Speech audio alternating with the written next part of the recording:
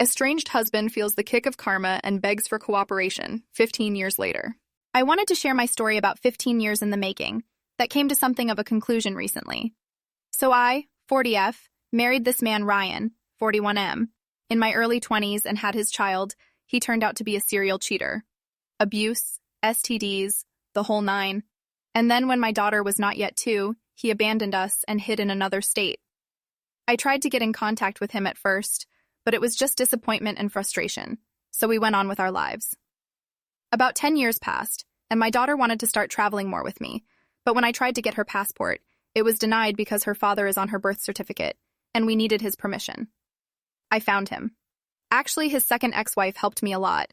After some years had passed, he felt it was safe enough to pursue a career with the state. He was a child protective services agent. Actually, I found an article of him bragging about helping kids find a family. It was laughable, but I digress. He would not respond to me. A mutual acquaintance tried. No response. So I started calling his work, and finally he responds back to my friend.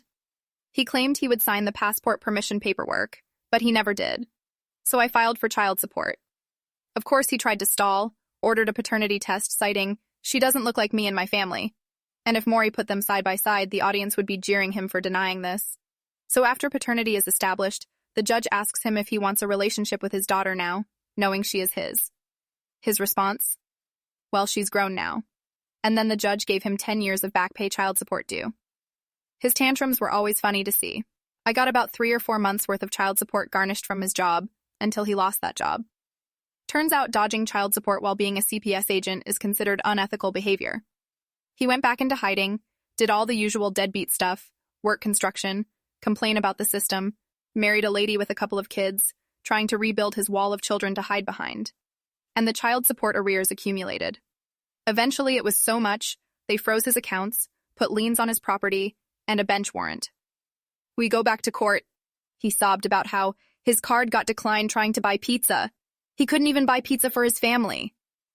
He offered to finally sign the passport permission if I agreed to lower the arrears to a reasonable amount. I mean, come on, this is not even right and you know it. But I already got the passport. It was easier to prove he wasn't involved in decision-making with the unpaid child support order. So I told him that, while I was sorry he struggles to provide and lost his ironic job, I didn't need his permission for the passport anymore. And I ended it there. Never mentioned arrears, because I'm not forgiving them, but I did let them lower the monthly obligation and told him I give it all to his daughter anyway. And that's plenty of spending money for her.